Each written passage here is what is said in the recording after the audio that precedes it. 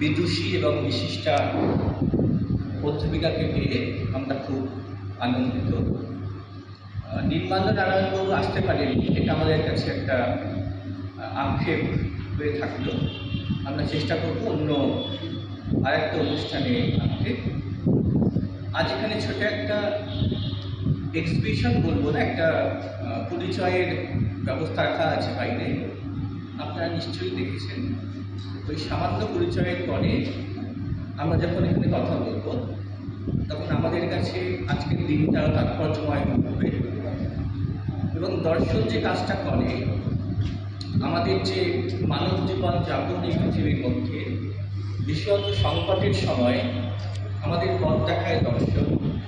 এবং আমি মনে করি আমরা এই মুহূর্তে একটা সংকটকালীর মধ্যে দিয়ে চলছি, সে কারণে আজকে এই আলোচনা আরও বেশি প্রাসঙ্গিক।